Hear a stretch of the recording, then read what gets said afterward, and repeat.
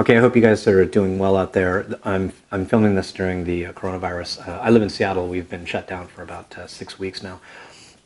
We have an Airbnb in the back here, but of course nobody's traveling, so it's empty. So I'm going to do a few videos while it's empty.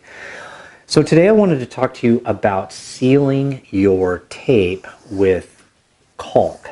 Now, if you've been to my channel, you've seen I've got a few videos on the way that I do it, which is I like to tape and then I like to seal the tape with paint. So in this scenario, because I was protecting the trim paint, that's the paint that I would use to seal the tape. So I would take the trim paint, I would paint here, I'd let it dry, and then I can do my cutting in. That keeps the new color, which in this case is the gold, I don't know if you can see it here, from sneaking behind the tape. Okay? Now, there's another way to do it out there, is the caulking method. Now, I'm not a fan of it. I'm going to explain two major reasons why I don't like the idea, and then I'm going to throw in a third just for fun. So the idea, though, is you take a clear caulk. Now I'm just pretending here. So you take a clear caulk, and you'd tape up, you would caulk, okay, and then you would clear out the caulk.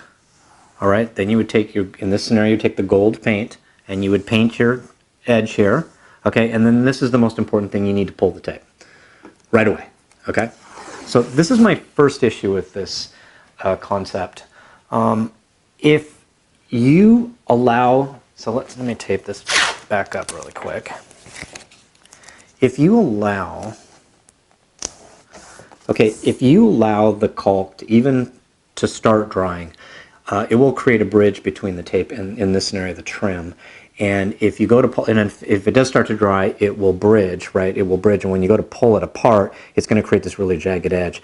And that edge is going to be really, really hard to fix. So that's my first issue. The majority of you are people who don't have a lot of experience painting. And I think the issue I have with this, especially with somebody who just wants to paint a room, is that you can run into problems here. In my experience, people have a tendency to panic, right? When they need to rush through something, and you have to kind of rush through this, they have a tendency to panic. When they panic, it becomes a problem. If you're not very good at caulking and you're spending a little bit of time trying to get the caulk out of this area, that caulk is going to start drying on you, so I would just be really aware of it. So the number one issue, if the caulk starts to dry on you, you're absolutely in trouble. Okay, number two, what if you need 2 coats? Now, in my experience, I've been painting a long time. About 80% of the jobs, it might even be hard, but about 80% of the jobs, I apply 2 coats of paint. Now, if you do the caulking method, you caulk it, you paint it, you pull the tape, and now you realize you need a second coat, you have to do one of 2 things. One, you either retape it and recaulk it, which is ridiculous, right? Don't do that. Just go ahead and, if you think it's going to take 2 coats, then tape it up and seal it with paint. Or the other way you could do it is you could come back and you could cut it in by hand with a brush. Now, if you watch enough of my videos, you know that I am not a fan of cutting it by hand. I believe that I'm really good at it, but I don't think it's nearly as nice as a tape job. I think tape jobs just create this beautiful, clean, straight line. So if you have to come back and cut it in by hand and you haven't had a lot of experience, it's going to take you a long time. I mean, think about a room with all the doors and the trim you'd have to go around and fix. So for that reason, I don't like this process.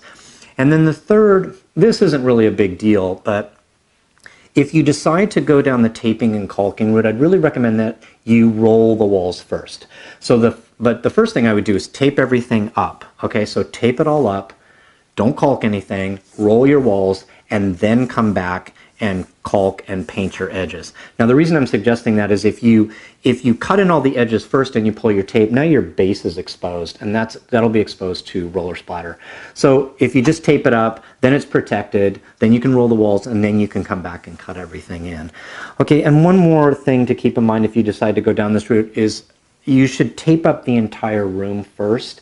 Okay, if you tape and I would do sections at a time. So don't tape up the whole room, then caulk the whole room, right? You need to do really short sections at a time. So tape everything up, and then come back and like caulk the edge of a door frame, paint it, pull the tape, then move to a base run, then move to another run, okay? Don't try to do a large amount at a time, again, because if the caulk starts to dry on you, it's going to be a problem, okay? So my three issues. You don't want the caulk to dry, and that can be a problem.